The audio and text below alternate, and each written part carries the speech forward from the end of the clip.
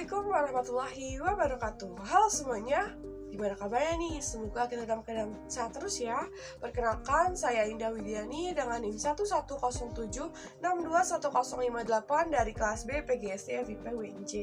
Pada kesempatan kali ini, saya akan memaparkan mengenai opini saya terhadap pelanggaran lalu lintas yang dilakukan oleh anak-anak di bawah umur. Nah, video ini bertujuan untuk memenuhi tugas akhir mata kuliah Kapital Selekta Pendidikan Nilai dan Moral yang diampu oleh Bapak Dr. Otif Satibi Hidayat, MPD. Tanpa berlama-lama lagi, yuk kita langsung masuk ke videonya. Teman-teman tahu nggak sih kalau saat ini Indonesia merupakan salah satu negara yang sedang berkembang di dunia? Pasti tahu dong. Sebagai negara yang berkembang, Indonesia berupaya melakukan pembangunan di segala bidang kehidupan, terutama dalam mobilisasi yang sangat mempengaruhi perkembangan masyarakatnya. Seiring dengan pesatnya pembangunan dan kemajuan ekonominya, semakin meningkat pula taraf hidup masyarakat. Hal itu dapat dilihat dengan meningkatnya gaya hidup masyarakatnya. Kita tahu bahwa negara Indonesia adalah negara hukum. Negara hukum yang dimaksud adalah negara yang menegakkan supremasi hukum untuk menegakkan kebenaran dan juga keadilan. Dan tidak ada kekuasaan yang tidak dipertanggungjawabkan. Dalam suatu negara hukum, maka hukumlah yang menjadi panglima dalam mengatur tata kehidupan bermasyarakat, berbangsa, dan juga bernegara. Permasalahan juga banyak terjadi, terutama salah satunya itu di bidang lalu lintas dan angkutan jalan, karena lalu lintas ini semakin hari semakin ramai seiring dengan perkembangannya ilmu pengetahuan dan juga teknologi. Semakin banyaknya kendaraan bermotor akan menambah permasalahan di dunia lalu lintas, yaitu berupa berbagai macam pelanggaran seperti melanggar marka jalan, melanggar lampu lalu lintas, tidak menyalakan lampu saat siang hari, termasuk pelanggaran juga yang dilakukan oleh anak di bawah usia yang mengendarai kendaraan bermotor.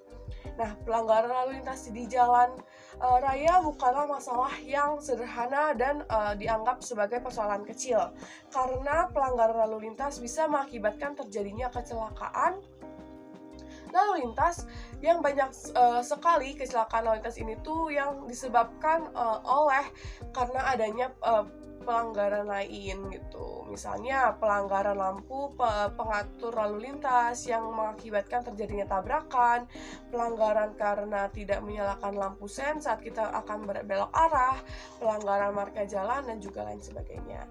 Seperti yang kita ketahui juga bahwa pelanggaran bukan hanya berbahaya bagi diri kita sendiri, tetapi juga bisa membahayakan orang lain gitu. Pelanggaran yang mengakibatkan kecelakaan ini akan menimbulkan kerugian baik nyawa maupun harta benda. Nah, teman-teman tahu nggak sih kalau jumlah pelanggaran pada tahun ini tuh mengalami kenaikan dibanding tahun sebelumnya karena pelanggaran yang terjadi ini dan paling banyak ditindak adalah pelanggaran yang dilakukan oleh anak-anak di bawah umur serta terkait kepatuhannya dalam menggunakan helm berstandar SNI. Kasus pelanggaran terhadap penggunaan helm ini menjadi pelanggaran yang dilakukan oleh anak di bawah umur merupakan kasus yang sangat umum yang terjadi di Indonesia. Nah, selanjutnya ini akan ada nih beberapa faktor yang menyebabkan pelanggaran lalu lintas bagi anak di bawah umur. Faktor yang pertama ialah faktor keluarga. Kita tahu bahwa faktor keluarga ini itu sangat menentukan terhadap terjadinya pelanggaran lalu lintas oleh anak. Kenapa? Karena adanya pembiaran yang dilakukan oleh orang tua terhadap anaknya untuk mengendarai kendaraan bermotor. Anak-anak tersebut belum cukup umur untuk dapat mengendarai kendaraan bermotor karena mereka harus memiliki surat izin mengemudi terlebih dahulu. Faktor yang kedua ialah pendidikan dan sekolah. Nah, pada faktor ini juga sangat berpengaruh nih terhadap terjadinya pelanggaran lalu lintas oleh anak-anak. Seperti yang kita ketahui bahwasanya sudah banyak atau sudah menjadi hal yang lumrah ketika anak-anak tersebut mengendarai kendaraan bermotor ke sekolah meskipun sudah diketahui anak tersebut itu belum memiliki SIM gitu kan, surat izin mengemudi. Padahal seharusnya sekolah itu tidak membolehkan hal ini terjadi. Yang ketiga ialah faktor pergaulan atau lingkungan anak.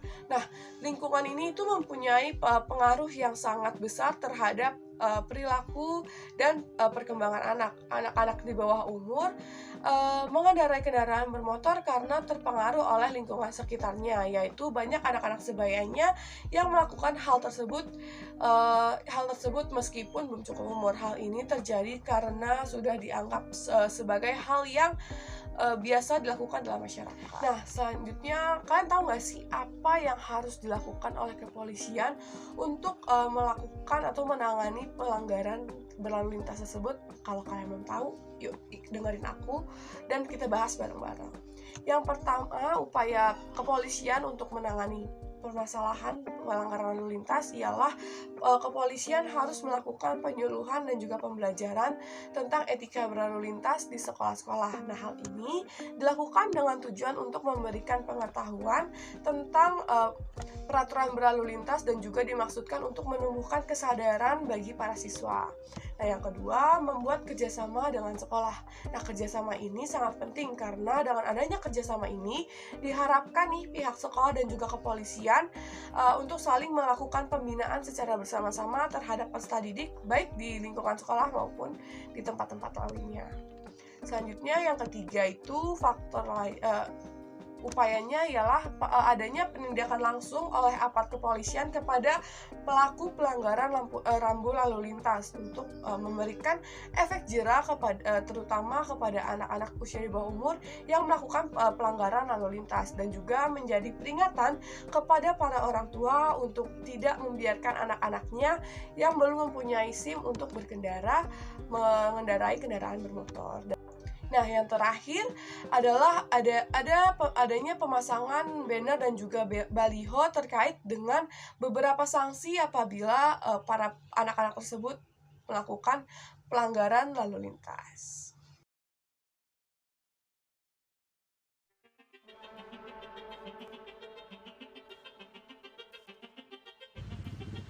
Siapapun yang mengendarai kendaraan bermotor harus memiliki surat izin mengemudi.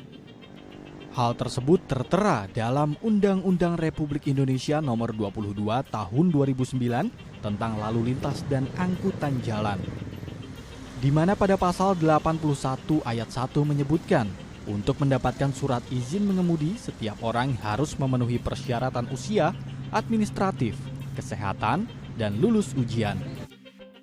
Dan dalam ayat 2 disebutkan syarat usia untuk mendapatkan surat izin mengemudi A atau C minimal 17 tahun. Pada undang-undang yang sama, pasal 281 menyebutkan pengemudi yang tak dapat menunjukkan surat izin mengemudi saat berkendara dapat terjerat pidana, kurungan maksimal 4 bulan atau denda maksimal 1 juta rupiah. Namun, kini di berbagai sudut jalan sering ditemui pengendara di bawah umur mengendarai kendaraan bermotor. Hal tersebut menimbulkan keresahan dan bisa berdampak buruk bagi si pelaku maupun pengendara lainnya.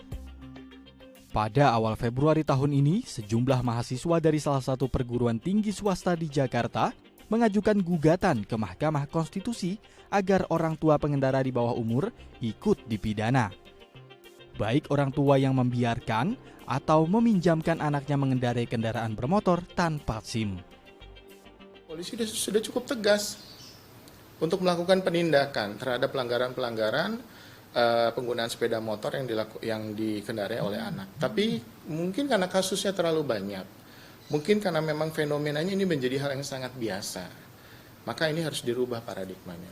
Nah, memang sampai saat ini seperti yang tadi saya jelaskan, secara konkret itu belum ada yang mengatur ketika ada anak yang melakukan tindak pidana, orang tua maka menjadi salah satu penanggung jawab, gitu ya.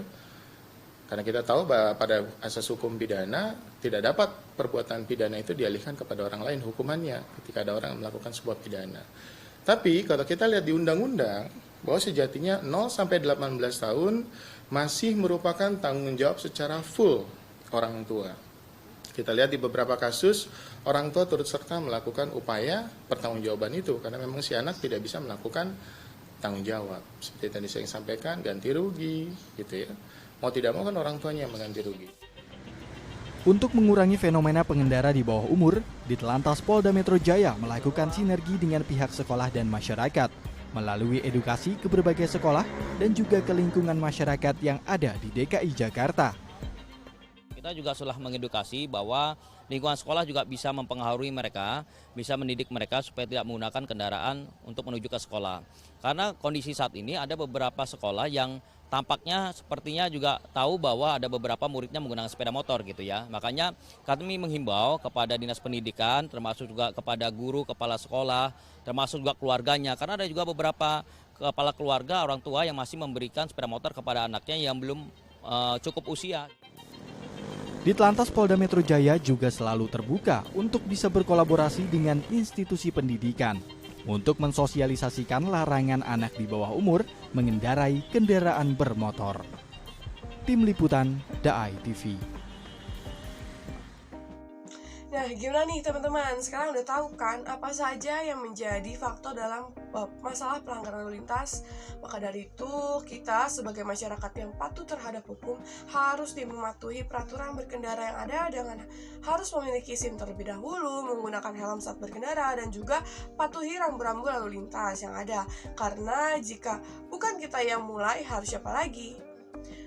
Untuk semua masyarakat Indonesia, yuk kita patuhi seluruh peraturan berlalu lintas yang ada agar kita dapat meminimalisir tindak kejahatan serta kecelakaan dengan waspada dan tidak membiarkan anak-anak di bawah umur untuk berkendara. Sekian opini yang dapat saya sampaikan. Apabila ada kesalahan ataupun kekurangan, mohon dimaafkan. Kurang lebihnya mohon maaf. Wassalamualaikum warahmatullahi wabarakatuh. Sampai bertemu di kesempatan selanjutnya.